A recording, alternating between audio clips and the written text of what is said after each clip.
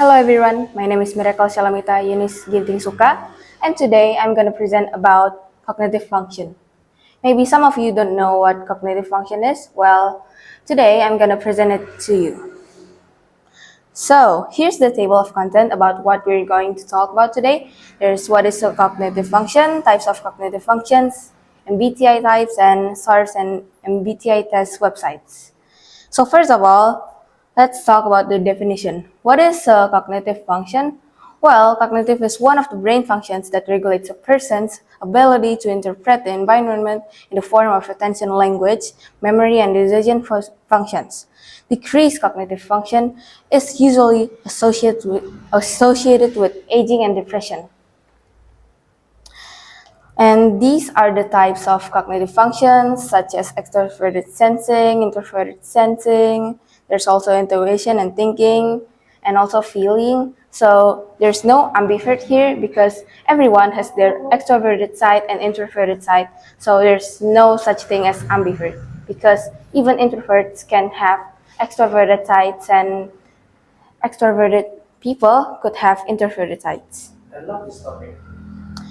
So here are the 16 personality types such as ENTP, ESFG, ESFP, INTP, ISFG, and the other ones.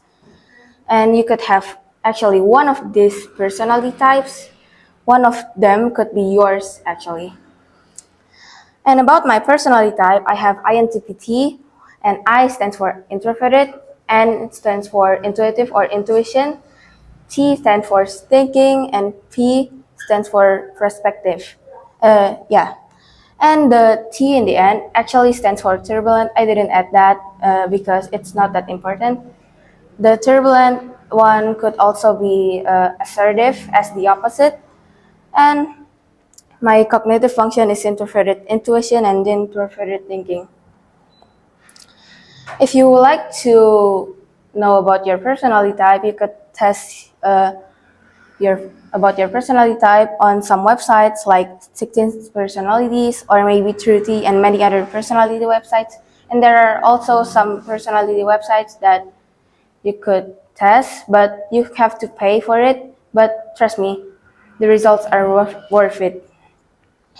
Okay, that's all for my topic today. Thank you so much for listening until the end.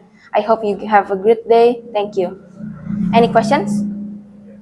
So, do you think it's important to learn this cognitive function?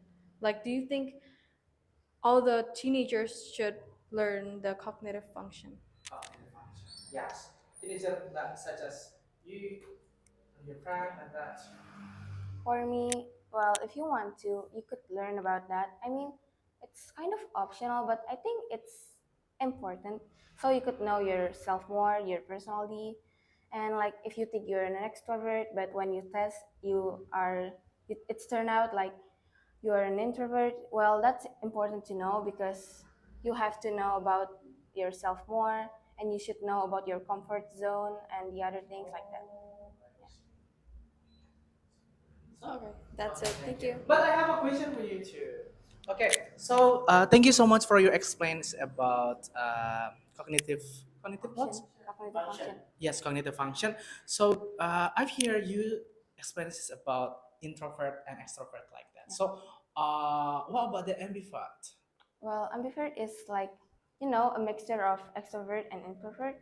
But actually, like extroverted people or introverted people have their opposite sides. I mean, like, I'm an introvert, but I also have my extrovert side. Oh, are you sure? And turns out the opposite for my friends, but they just have the dominant and the weaker one. I don't know what's that called, but there's also the dominant side, like the extroverted side if you're an extrovert, but if you're an introvert, the dominant side is the introverted side.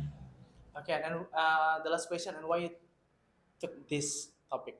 Because for me it is interesting, and I just uh, found out about these types, and I think these personality types are so interesting for me, and I just got my test result. Therefore, you want to take a psychology like that?